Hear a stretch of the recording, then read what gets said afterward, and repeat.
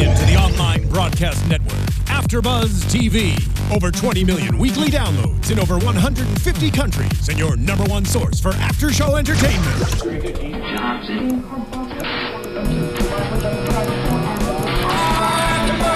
AFTERBUZZ TV, the destination for TV superfans, producing aftershows for over 300 of your favorite TV shows, interviewing celebrities and showrunners, and bringing you behind-the-scenes exclusives. All thanks to E! Entertainment's Maria Menounos, producer Kevin Undergaro, and internet leader Akamai. Now, let the buzz begin! My lovely lady. What's up, Bobby? What Check it out.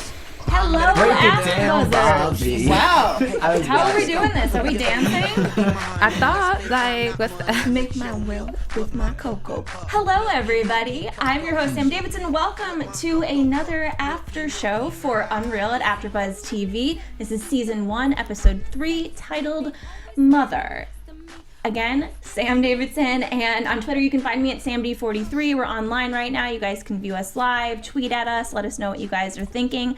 I have some amazing co-hosts here with me tonight. We have a full panel, all of the people that are supposed to be here. So where can we find you guys? Introduce yourselves. What's going on, guys? I'm Bobby DeMuro. You can tweet me at Bobby DeMuro.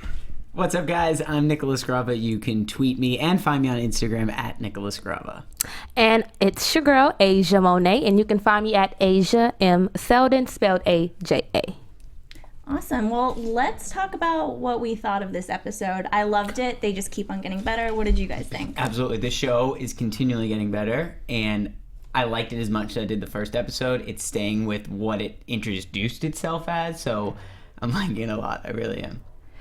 I like the show. I do like it. Oh, no, I already But I sensed just this. feel as if it's kind of been so consistent, like what's next? Where's that climax going to come from? And it's really interesting. Well, I hope to see how they carry this out into future episodes or future seasons, because it's kind of been repetitive, been the same thing. Nevertheless, it is good, but I need more. A little bit. I expected something different. It's not a bad thing. I expected it to be a little funnier and a little less serious. And we're talking rape and we're talking an eating disorder today. That's a serious combination for this show, I think. And I like it. It's just not quite what I expected, and that's not a bad thing.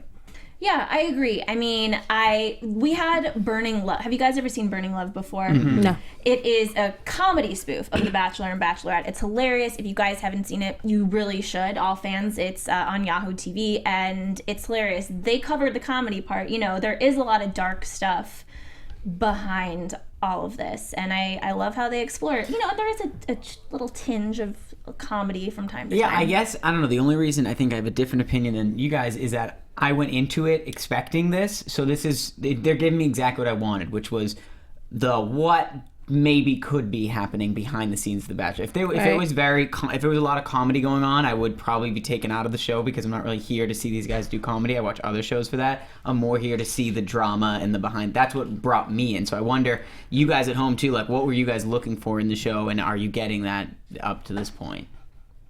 I feel it. I mean, I completely agree. It has a really good storyline, but I'm just, okay, we see her manipulate somebody every episode. We know Quinn's character. We know Jeremy's character. But what is next? Like, what is going to turn this story around? That's what I'm waiting on. Well, you know, I think that we get episode 3. Yeah, absolutely. And we get to know the characters even more on their journey in UnREAL, which is very Bachelor of me to say, but it's true. And no, you know, and speaking of journey, guys, before we go any further, does driving matter to you out there at home? There are over 4 million miles of road in the U.S. to find out. That's a lot of ground to cover, a lot of highways, freeways, wrong ways, and long ways. They're all there, waiting to be driven on. So do you take that left turn at Albuquerque, or do you just keep going? Do you wake up early Sunday morning for a drive before the traffic does? Or do you take the long, winding road home for a change? If driving matters to you, just get out and drive. Why? Because driving matters. Mazda. Time to trade that bus pass in for some car keys. Yeah. I'll call an Uber, but I hope it's a Mazda. That's all I have to say. Okay, let's get into this week. In the chat room, they're saying that they think Quinn's character is the funniest because she's so blunt.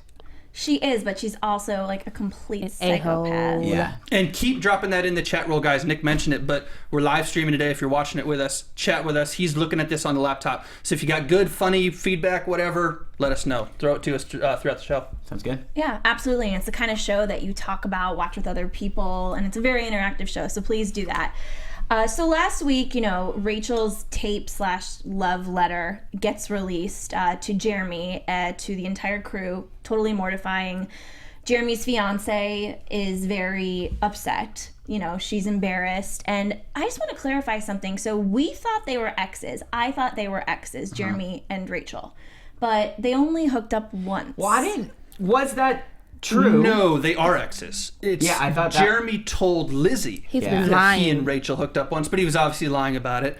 Lizzie now knows because of those love letters that it was something more serious than a hookup. So that's why Lizzie is a little put off by this, because I think she thought it was something different than what it actually was. And I think that's why it was so bad for that to have come out, because if they were exes and everyone knew it, it's like, okay, we get it. What do you expect? But because I think he had sort of, cushioned the truth to her, that's why it was such a big deal. Not even him, not even so much her, but the rest of the cast and crew. From what it seems, it seems like she was portrayed as this maybe like a one-night stand, one-night fling, and then just kind of went crazy once she got the package, Mm-hmm. So that's what I think the cast and crew and Lizzie were kind of going along with. But now we see that wasn't the truth, which I knew it wasn't. She doesn't look like a one-night type chick, but yeah. I mean, I guess I was a little confused because even in like the bios and stuff online, Jeremy's character is described as Rachel's ex-boyfriend. Yeah. And it's, everybody's so close, like people really can't have secrets. It's pretty obvious that even the people on set don't really have secrets. So, I mean, does he think Lizzie's just like an idiot? That's what I'm saying. Like, did you think it would never come out? Also, I feel like nobody really reacted. Remember, though, Lizzie wasn't in season 1. Lizzie didn't work on the set in season 1. Jeremy got her the job for season 2. Right. But they all know you're about to bring over your girlfriend. I'm 100% with you, but maybe Jeremy, men are dumb. I'm just going to throw this out there. I'll cop to it. Maybe Jeremy thought that he could lie by omission, get through it. Lizzie wouldn't ask. Jeremy's like, hey, we're cool. Everything looks cool between him and Rachel. Because before the letter, it was cool. They had just kind of kept the ground away from each other.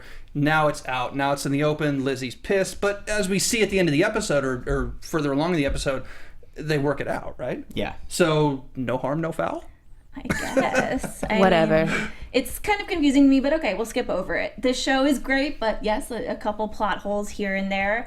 Adam's friend back from the UK, Roger, is here visiting the show and kind of picking the girls for a group date, and then he ends up picking the girls from the group date that he wants to go on a one-on-one with Adam, and he's a total douche. Are these all things, is this thing like little activities that the real Bachelor does? They have things like people come in and pick for them? Typically on most reality shows too, when dealing with love, life, or success or whatever that is, they typically do bring a member from your family or a friend or a close relative to kind of add fuel to the fire, basically, which is his character. Yeah, and he's absolutely awful. He's just really disgusting. And one of the producers, I'm blanking on her name right now, the other one, Shia. Maya's one of her girls, and she tells her in order to get this date, she needs to basically flirt with Roger. Yeah. And she takes it very seriously. And they go on the group date. The ones that were picked on to go on the group date were Anna, Maya, and Grace. Yeah. Mm-hmm. And it is a huge freaking mess. Now, let me ask you guys this. Who were these ladies that showed up at the hot tub date that... Those are the other contestants. The other girls. I thought that I literally didn't recognize any of them. I watched this episode 3 times and I'm like, they didn't get that much screen time. We didn't see any of our featured ones. We didn't see Athena or Faith. Never made an appearance today. But that's the thing. You can cycle through these girls. They haven't been eliminated. You're going to use Athena and Faith next week. You're going to use whoever. And then these 5 girls who went home today we'd never seen. But it's just their way of saying, hey, you started with 20 girls. We're only going to tell stories about. And you can kind of see who the remaining characters will kind of be, because they're eliminating pretty quickly from what I see. So we kind of are getting familiar with the ladies who are going to have a presence in that house. And look, we can guess the final 5. Anna, Maya, Athena, Grace. It's the one we've already seen. It's not going to be anybody new. So yeah. So what ends up happening here is kind of weird. Maya gets super wasted by her own accord. I mean, she was just choosing. I mean, you know, Shia didn't tell her to get that drunk and to make out. Yeah, they with took Robert in one the shot pool. together, and then other than that, she basically chose the rest. She planted the seed. Yeah. I'll give her that. Shia planted the seed. Now Maya did the rest, but Shia Again, I planted guess that we're seed. working with, because my thought is always like, well, how are they that dumb Right. to do this? But we're working with people that are on a dating show. Their goal is not to stay sober and keep a great, like, you know, their brand very clean. Their goal is to get this guy. So I guess that's what she's thinking, is this is the only way. The producer told me, got to do what I got to do. That's almost one risk of the show to me moving forward. As much as I like it, and as serious as it is in so many cases, is that stereotypical, every week a producer goes up to a girl and says, hey, And plays them. this other girl's See? talking to you. And That's what I every had week said. the girl goes, oh my God, and does something crazy in return. On some week, one of these girls has to be like, no, you know what? You're the one playing me, and I'm not going to do what you want me to do. One of those girls has to. Even when at the end, when oh my gosh, Anna approached, when she approached her, she was like, I can't believe you're saying these things, blah, blah, blah. At what point is someone going to say, wait, I'm not saying those things? How many times does this keep happening? Who told you? Oh, the producer. Oh, the producer. It's the same answer every time. It's like, oh, this one's saying that you're doing this. Come on. But my thing too would be, how would they edit that, or how would that play out? Because all they can do is edit or sequence it and make it be completely different. So how are we going to get that major plot twist that kind of throws us off for a loop? Because it's nothing for them to go back in there. End. I think they're just going to show them having a fight at the pool, and they're going to just show like that's some organic thing that happened, and the viewer's like, oh, she was saying that. Oh, she gave him a blow. Oh my God, what? Yeah. That's what they're going to just take that away. Right, and run with it. And if the fight happens organically, like it did, well, not organically, but if it bubbles up organically once they meet each other, then you pull across both those girls alone after the fight and you interview them. They're pissed. They're angry at each other. Confessionals. Then they start talking crap about each other, and then you build it backwards almost. Right. Yeah, and you know, they have to sign confidentiality agreements, and I'm sure like once the show airs, there's been so many people, and there have been contestants that have been like, I didn't say it like that, it was the producers, but there's only so much that they are actually allowed to say after the show is aired, you know, about really? Somebody tell regular Bachelorette Caitlin Bristow that rule. You're basically signing away your life, like, or your voice, rather. Yeah, and you know, So- she can't really go on Twitter and be like, this producer, name blah, blah, blah, literally took me in a corner and lied to me. I wonder do that. if surveyed after the fact, how many people would say, you know, maybe wish I didn't do it. In real Bachelor life. shows? Oh, a lot. think? There's a lot that have come out and said Said, that. not a good idea. We were talking about this last week. Of the ones that I know who have done it, it's 4 or 5. I only know one who definitely wouldn't do it again. Really? And that's a small sample size. And Yeah, none of the probability, ones, well, one of the ones that I know kind of won. Let's just leave it at that. But of the 5 that I know, only one I know who wouldn't have done it again. We'll Wow. talk later. Yeah.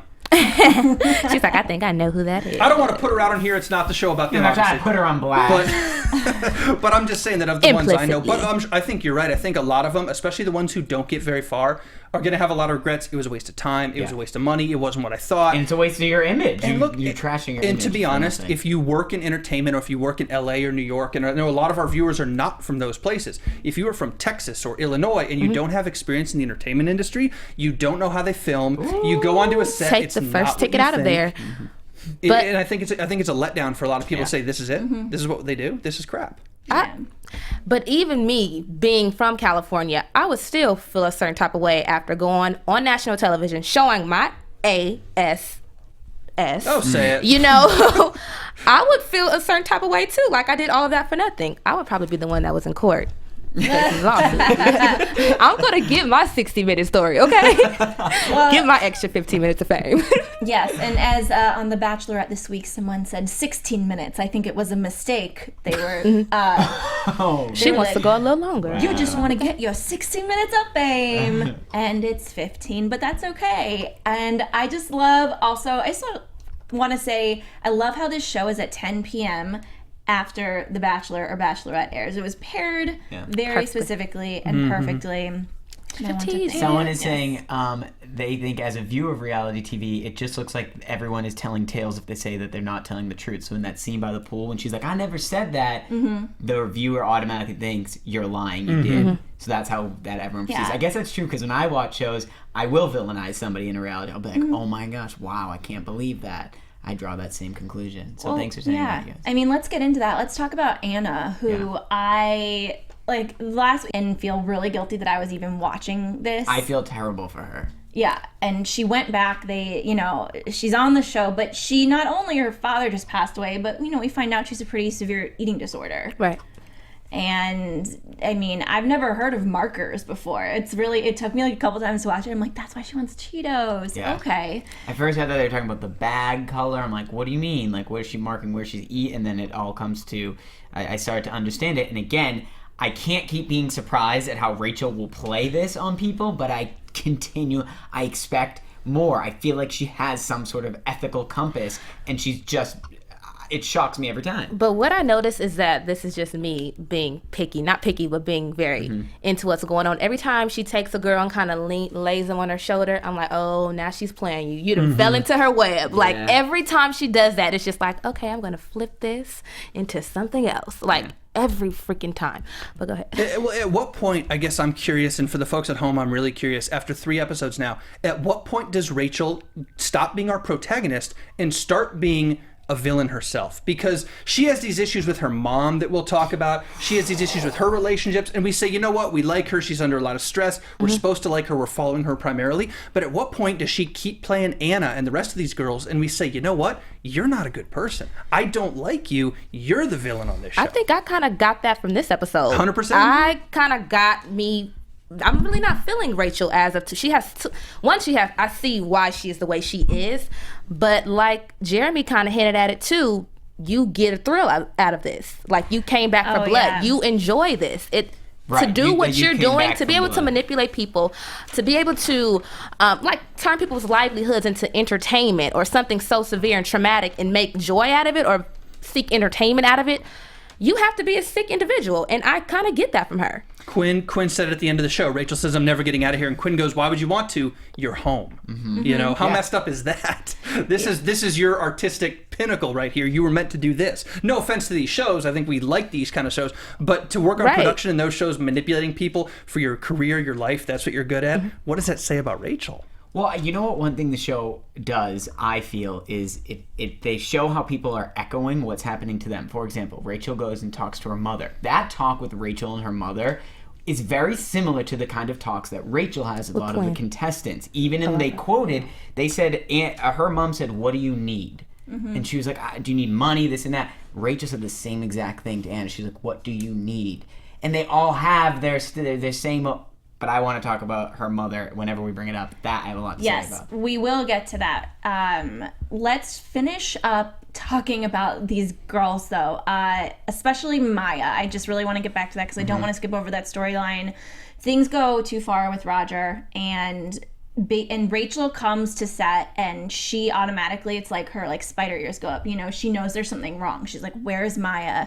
She goes and finds her in this cabana. She knows she's in the cabana, and it looks like her clothes are kind of taken off, but she's just crying. She had mascara all over her face. Yeah, and it was super upsetting. And what was even more upsetting was that Maya didn't want to own up to what happened. Not her responsibility in it, but Roger's. Yeah. And didn't even want to talk about it off camera. I think she was just embarrassed.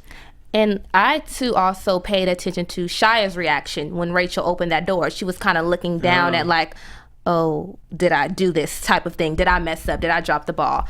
So it was really interesting to kind of watch her her reaction to the situation. And to see Adam's reaction, too, to the situation when he's like, what the hell is that? Why is she upset? What's going on? So to see the different perspective between clearly Roger and Adam and how they're viewing the situation. Although, not to defend Roger, because he does not deserve defense, but to call out Adam a little bit, he can be concerned about it after the fact, but he did nothing during the fact to prevent it, to stop Roger. He just kept saying, hey man, you're embarrassing yourself on TV. It was like, you got to do something a little bit different. If you think it's a serious enough situation. At that point, from what I could have seen, I would have thought she, like in the hot tub and stuff, they were both, to what I saw, seemed really innocent, flirting back and forth. Then weren't they hooking up at one point in the pool? Kissing, making out. And I think that's where Adam was like, dude, A, you're on TV. B, like, not your show, not what you're supposed to be doing. But here's the thing. Afterwards, when Adam asked Roger, like, what happened, like, kind of alluded to if there was rape or something forced, and Roger was like, hey, we're just hooking up. Adam immediately dropped it, and they started talking about Adam's family, which to me, to the viewer, says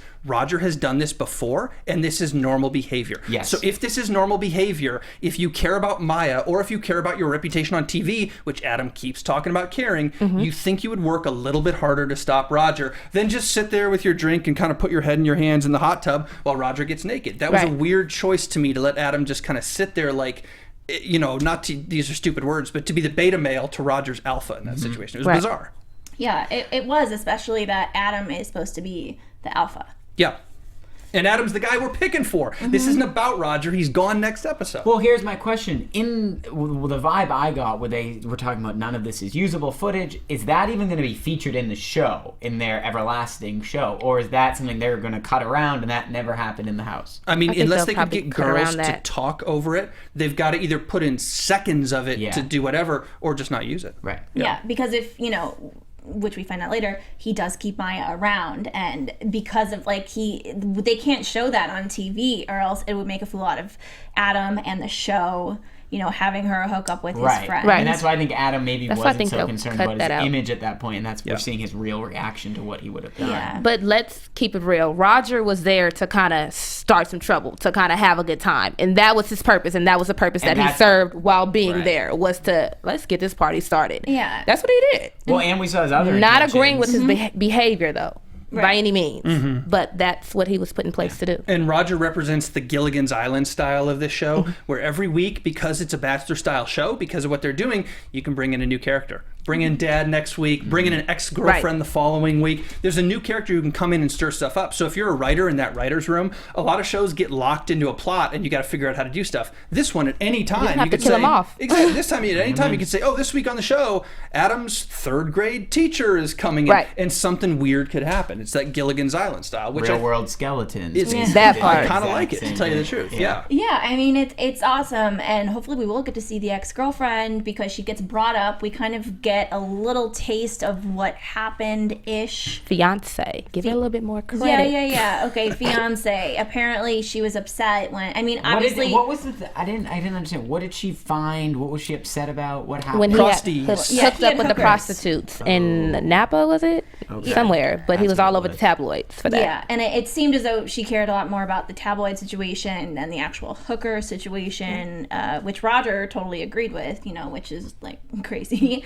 Rich people problems, man. Yeah, seriously. They're like, I know you're going to do it, just don't get photos taken of yourself doing it, you know? Hey, that was Cynthia's same thing with Chet, right? I was just about to say that. Yeah. That was I almost, you know what though? I almost cheered for her at that point, because when she went out there and she burned her and like... Burned Quinn. Yeah, Quinn had no idea what was coming to her, and she was like, you know what? And thank you, because when he's gone and for whatever you do, I'll take the $40 million. What are you But to me, it was also a bit of sincereness that kind of came from that too. It's kind of like, you are the mistress, you are the other woman. Like when she said, thanks, you're a real class act. It wasn't so much as you're helping me, but it's just like, you're sleeping with a married man. That's what I kind of got. It was still like, I'm still going to take a dab at you because she will walk away with the $40 million. I'm going to throw that all in your face too. But it's still like, you're no woman worth respecting. Yeah, well, let's talk about Chet and Quinn's storyline this episode, which is very interesting. Chet, you know, kind of freaks himself out because Anna, the contestant, you know, her dad died and he was only a year or two older than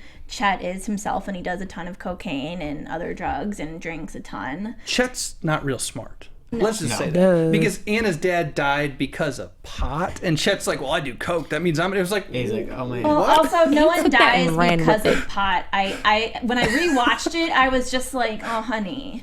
Like, I don't know know why they did that. You kind don't of have made it me all. mad. Were you happy with his depiction of doing I was coke going to this say I was a episode? little more happy, although we Yeah. didn't see it as much. When he said, remember last week when we were talking about this and I criticized his coke depiction so much? Yeah. He said in this episode he did a line and she said, I thought you were going to stop. And he goes, usually I'm 8 deep now. If he's 8 deep last week, he should have acted differently. That only reinforces the fact that I was right about that last week. Right. But this week, one line during sex, he still did the gums thing. Yeah. Okay. I'm good with it. Yeah. It was tough to see. And then he had his little infarction or whatever. So, you know. Bobby satisfied you all with your cocaine If you, want depiction. to learn how to act like you're doing coke. Yeah, he's the He's coke the police man. and I'm the weed police because I'm not cool with Anna's dad dying of weed. I think it's just absolutely ridiculous. Anyways, I could literally do a whole show. We got about what it. you need over on this side of the table, guys. They're the suppliers. We just Well, you want some sanity? Come on. Quinn is about to jump boat with Chet, since the end of last episode, but he ends up telling her to skip her board meeting or whatever, staff meeting, something she had, and to stay and have sex with him. They have sex, and he, clings to his chest as they're doing it, and, it's pretty typical. Like, Did she say, maybe I heard something wrong, did she say no condom? Or That's something? exactly what she She did said. say that. oh, Okay, yeah, she did. Okay, So, that was a little risky. I wasn't sure like, if is did she say that. seriously trying to get pregnant simultaneously with his wife? Because then she had the thought, she was like, oh, no, never mind. She, like, backtracked a second. I think And I'm like, oh, Quinn. she backtracked when she thought that he would have said no. Like his response would have been like, no, I'm not taking this condom off. That's what I kind of got. But I feel like Quinn wants to somewhat feel like she's on the same level as the wife. Mm-hmm. But you're not the wife. You ain't the wife. You ain't gonna be the wife. You don't That's have the the money thing. the wife. You ain't. You're not the law. wife. Yeah. You playing You're the side chick. sideline That's to what a you're- man yeah. and then you want the wife title? Nah, doesn't really happen He like that. truly does seem to care about Quinn, or like at least like her being around her more than he does his own wife. I think she's just more in his world, so he can go back and forth with her and have that banter, and he's at work with her. I don't even know that if it's the she's actual. always there. Yeah, exactly. It's just the different kind of connection, whereas his wife is at home and she's not going to talk about the show. Not that he talks about the show. I don't know. I just feel like to him, Quinn is just like that person that you go to kind of take your mind off things for a bit. But he also understands Quinn's position. She's a side chick. She's a piece of property to me. That's what I feel like he thinks she is, a piece of property. Dangle something over your head really quickly, a house, or I love you, or woo you with a couple words, and bam, you're here. Because it didn't take her too long to kind of get on top. So, you know. And look, Quinn, as much as Quinn is going to control things in the production room, Quinn is really weak. Quinn So is vulnerable, really right? weak. Oh my God. And not even in a good way at all, not even in a sweet is your vulnerability backbone? way. She is so weak. Yes, Bobby, I agree. And he's manipulative. I mean, he's unbelievable. We've talked about the property thing. He's a manipulative guy. She is weak. Cynthia's her name's Cynthia, right? The wife is letting this stuff happen. All three of them are screwed up. But, what else is new? This is television. Yeah, and I mean, I truly think that Cynthia meant what she said in all yeah. honesty. Absolutely. And she's pregnant. She's walking She with a pretty is penny. happy that, I mean, I think, who knows if she has her own thing? Who knows if this is even Chet's child? We don't know. If he's really telling the truth and it only really happens very occasionally, them having sex. And if she's so satisfied, with all the money and everything, she could be having sex with someone else too. And she's probably happy that her husband's distracted. I don't know. That could be true too. That's the American dream, isn't it? Make a ton of money, have a terrible marriage, cheat on each other, and, just stay try to together. hide it forever. Not my American Everybody knows. dream. Not my American dream. But, I did feel like when Quinn took Chet to the hospital and the nurse thought that they were married and she knew everything about his family I history. thought that was a little bit of a cheese moment. Like, I get those kind of moments to show, like, oh, she knows everything that he doesn't even know. But, like, you ain't know what his mother's aunt had for heart. That just never came up. I didn't buy into it, but I did like the idea of that to show. That it's not completely shallow. Yes, She's that she does emotionally know the attached to this medication guy. he's on and things like that. Yeah. And the nurse in a real life situation would never assume the wife. I thought you were. Ever. Yeah, never. But again, you're just trying to establish the fact that Right. these two have a closer relationship than him and his actual wife. So Yeah. Someone said Quinn needs to drink some Gatorade to quench her thirst. She is thirsty. I'm sorry. Get some standards, woman. phenomenal. Well, I think that Quinn she needs is some gonna- electrolytes. Seriously. I don't think it's electrolytes that she needs. A backbone. Although you see her vibrator. grab Rachel. Oh, yes. Talk about weak. Now let's Yes, flip to the we'll other talk side. about it at the end because that was like Okay. very upsetting to me. And I was just like, seriously? You psycho?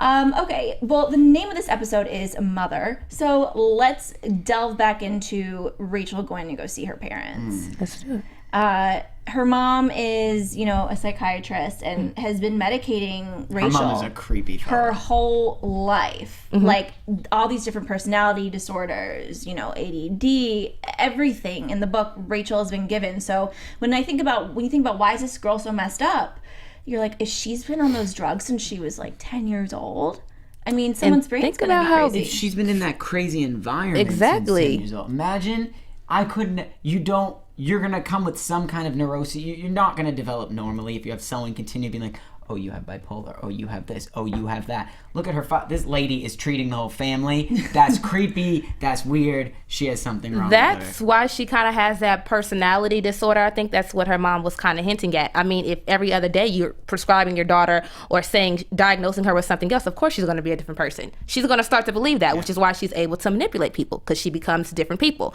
So it's good to kind of see that psychological aspect because it all made sense. You're living, I don't want to call her mother a nut, but I would be insane. I wouldn't know who to be. And I think she's confused to a certain aspect. And the mom is manipulative too. That. Rachel, the adult who's been on the production thing now, can stand up for herself, and she ends up tearing up the check, which is a new kind of standing up for herself. But Rachel, the teenager, Rachel, the child, she wasn't going to stand up for herself. The mom's going to manipulate her every which direction. And we saw that when she kind of had that breakdown on her mom. Her mom was like, oh, baby. Yeah, And exactly like you said. That's when you kind of saw that vulnerability that I really don't know what's going on. I don't know who I am. That's kind of what I saw from that image. Question for you guys and the folks at home, do we see the mother ever again? And what I mean by that is, I know we were just introduced to her. She's weird, she's crazy, she's interesting, but the metaphor of Rachel ripping up the check. When you rip up the check that you really, really need, you rip up the relationship and say, I'm not dependent on you anymore. Excuse me, I'm going to figure this out myself. So does the mother come back in because she's so forceful and she'll keep calling? Or was the mother a one and done just to give us an idea into Rachel's psyche? I don't think one and done. You don't think or you hope? Because those are two different things. I don't think one and done. Actually, I don't hope to, because I think that would kind of add some intensity to it, only because I see Rachel having an emotional breakdown at some point.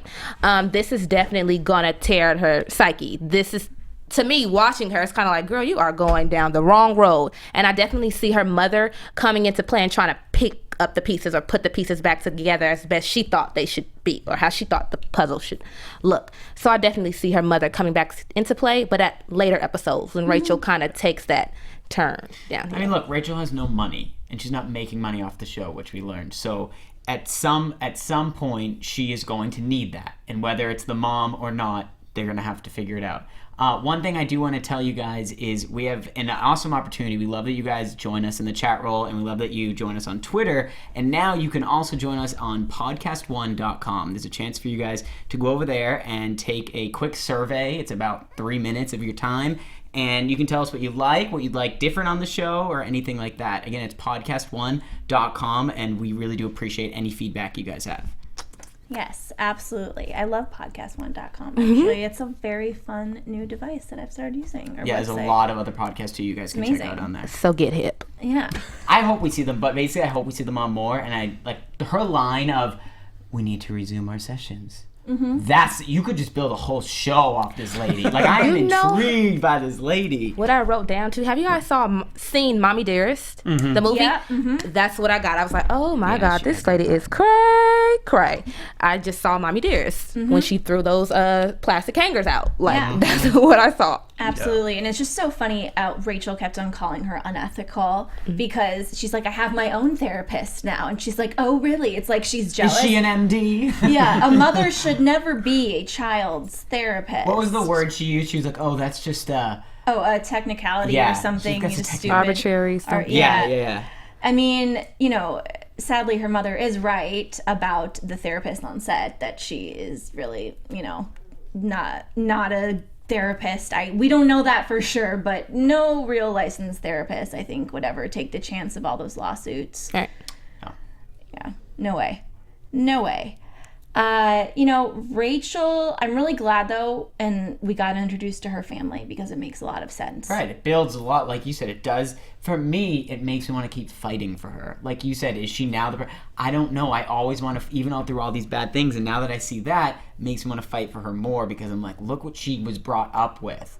She's doing what she's seen, so does she know it's wrong? Yes, but like, it's also the only way she keeps her job, what she loves doing. So what's her other option? She's stuck. And the irony that Rachel's mom may very well be a great professional, but in her personal life, diagnosing husband, children, she's manipulative. And then Rachel goes and being manipulative in her show, but the mom doesn't approve of the show. The mom thinks the show is trashy, and it's like, wait a second, if you could look in the mirror. But the hypocrisy. is that her way of taking over control? Like they say, people that are trying to get control, they bash them down. So they say, a student wrote it's a piece about bullying TV and what, you guys are doing. She's demeaning this girl, so she feels like nothing and feels like she needs this help. And Rachel doesn't call out to mom. Mom calls out to Rachel 4 times. Right?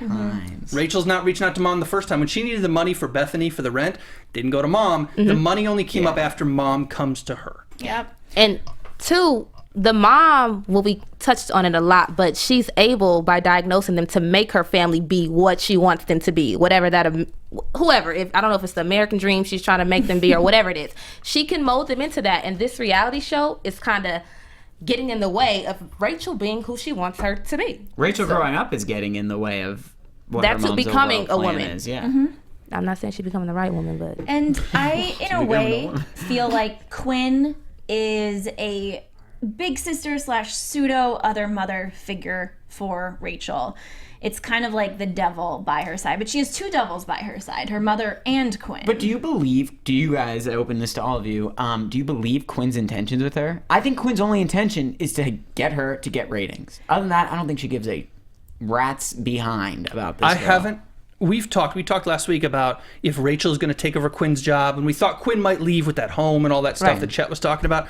I have never felt Quinn feeling threatened by Rachel. Am I wrong?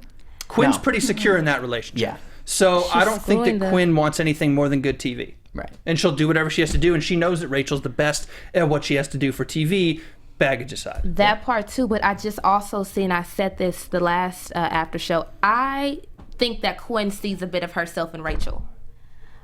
Just by the way she looks at her, the things that she says, I feel like though, yes, she is using her as a pawn in her chess game, but it's a bit of her in that character, that vulnerability that Rachel kind of has. And even too, when she kind of grabbed Rachel's face and Rachel's like, okay, well, kind of like, what do you want me to do? She looked like, mommy, let me fix it. That type of approach. So she definitely kind of looks to her like a superior, like a mother type figure, more so than her mom as of now. Because if it's just your boss and they grab you by the face, I think all of us could say we're about to smack somebody if they're going to hold us. But unless you're looking up to them in some delusional way of this is your other mother, you get a lot of advice from them, you're going to accept that type of force or whatever it is as like this is a teaching moment. This is not a my boss grabbed my face moment, I guess. That was Does that make any sense? Literally like a Disney movie. She's about to cry. It was ridiculous. Like I thought that Quinn had at least 40% of Rachel's best interest at heart. But now after that little chokehold over there, no. That is crazy, and it makes me realize their relationship is a lot more messed up than I thought it was. Quinn and Rachel on hiatus is nothing. They do not speak. They do not do anything. Without the show, I don't think they have any sort of nothing with each other. Relationship? Yeah, no. But the show is both of their lives. Yeah. And they both have this love of power.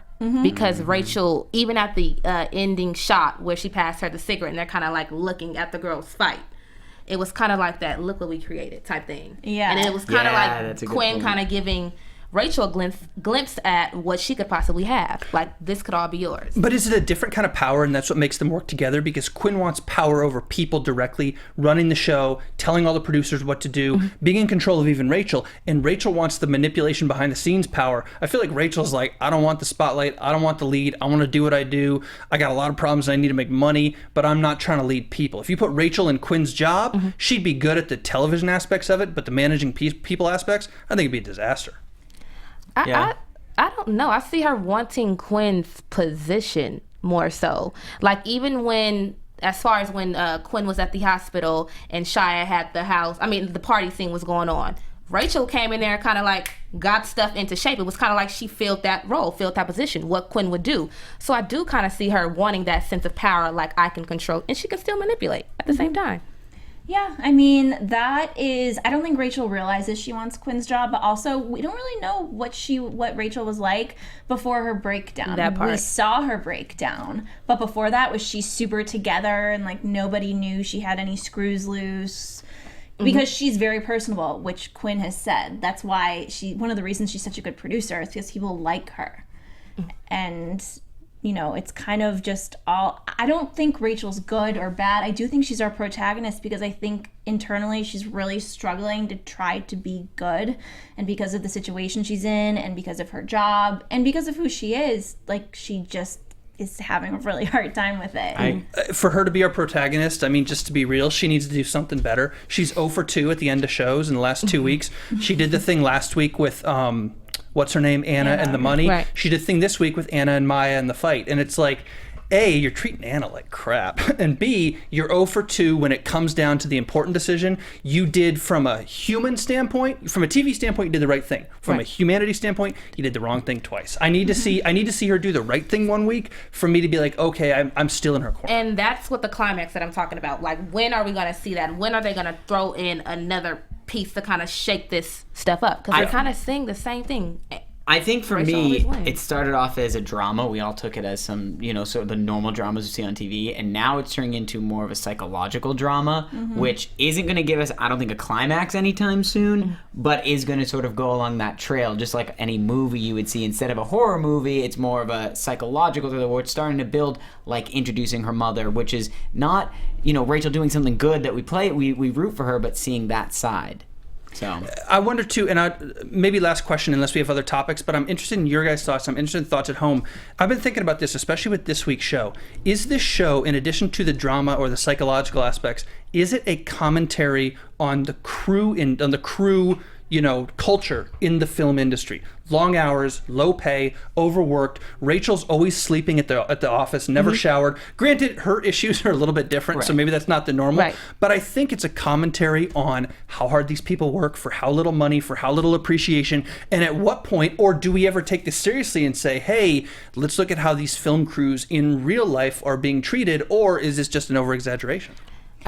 Well, let's get into predictions before. Okay. So let's answer those questions in predictions because I think that they will be answered in predictions. Now, because I think that's where the show is going. TV predictions. Would you like to I'm not start? going Aja? first. I went first the last time. I gotta kind of get my thoughts here. I'm gonna say again, I just think Rachel is gonna have a downfall. She, like you said, she's at the end of every episode, she has that winning moment. When is that changing? When is she not going to set the right scene, say the right thing, do the right thing? When is, you know, I don't know, something needs to bubble up. When are the contestants going to become aware of what's happening? And if so, what happens then? I think that's my biggest prediction. And I think that people outside of LA just look at it as like, oh, this is a show, compared to people inside of LA that are working in the industry see it as like, oh, this is the first time maybe it's being shown the reality of the back end of the That's business. fair. Or people in the industry maybe are so cynical, they say, hey, yeah, that's what we do. Who cares? Right. And we're unionized anyways, and this is the gig, so whatever. Yeah, absolutely. For predictions, Faith, man. I'm still on Team Faith. We didn't see her this week. They are too in the chat, actually. Good. Someone has said Thank that. you. Yeah. She didn't get eliminated, obviously, this week. We didn't see her. She's sticking around. I'm sure she'll be around next week. I still have faith in Faith. Oh my gosh. Well, for me, I definitely see that Quinn's personal issues are going to begin to affect her work ethic. So I can kind of see where maybe this will be when Rachel kind of steps into more of her role or fulfilling out whatever Quinn's duties are. That's when we can kind of see her walking into that role because it's taking a toll on Quinn. Let's think about it. I mean, it's evident, basically. And then I also see Jeremy. He wants this DP position. I don't know if Rachel will be the one to be able to get that for him. So we can kind of see him tussling up a few feathers as well. And I don't think him and Lizzie are going to work out too much either. Yeah. Yeah, I'm not rooting for them. Lizzie's kind of naive, it seems like. Yeah, and gullible. I just see she's like a teeny bopper to me. Just young, gullible. Yeah. Feed you anything. Her boyfriend got her the job. You know, she's the makeup artist. Sorry to all the makeup artists out there watching. His ex-girl, like that's just I couldn't be that girl. Yeah, I think their relationship is kind of doomed because I think from the first episode, we're kind of just programmed with like a Rachel, Jeremy thing. With that being said, I do think that Rachel's like worst aspects are kind of Adam's best. Like Adam and her kind of are similar. Like they show morality from time to time and it makes you kind of like them, but then they continue to do really, really messed up things and they work together to do them. So I think that they're definitely gonna get closer, and that Grace said it this episode that, you know, Rachel had feelings for him, and I think she might. I don't know. I think that's definitely going to happen. A lot of the chat roll is predicting that, well, first of all, everyone loves Anna and they feel bad for her. 100%. Everyone else is some people are saying that they don't think there will be a winner at the end of the show. They don't think that we'll ever come to a winner. Rachel will win and her and Adam will run off into the sunset. I hope that doesn't happen. That's too stereotypical. No, but that's I think not you're gonna right. happen. Well, if there's going to be a season 2, then what? We're, you know, a hope. And I'm very confident there will be. The show's gotten like amazing reviews, and a lot of people are watching. I think season 2, you flip it. Like we were talking about last week, you flip it and you have a female contestant with a male group of people. Interesting. Because that male dynamic is completely different from what I see than a group of women. Oh yeah, fighting it's for two love. very different beasts. So I guess that wraps up our after show this week. Where can we find all you guys on the interweb? It's Aja Monet. You can find me at Aja M. Seldon. And you can find me at Nicholas Grava on Twitter and Instagram. And I'm at Bobby DeMuro on Twitter. And please don't forget to follow AfterBuzz TV at AfterBuzz TV on Twitter, Instagram, Facebook, the works, and rate, review, subscribe on YouTube, iTunes, SoundCloud. We love hearing from you guys. We love responding to your tweets. You can find me, Sam Davidson, at samdavidsonentertainment.com, and on Twitter and Instagram at SamD43. We'll see you guys next week. See you guys. From executive producers Maria Menounos, Kevin Undergaro, Phil Svitek, and the entire AfterBuzz TV staff, we would like to thank you for listening to the AfterBuzz TV network. To watch or listen to other after shows and post comments or questions, be sure to visit AfterBuzzTV.com. I'm Sir Richard Wentworth, and this has been a presentation of AfterBuzz TV. Buzz you later. The views expressed herein are those of the hosts only and do not necessarily reflect the views of AfterBuzz TV or its owners or principals.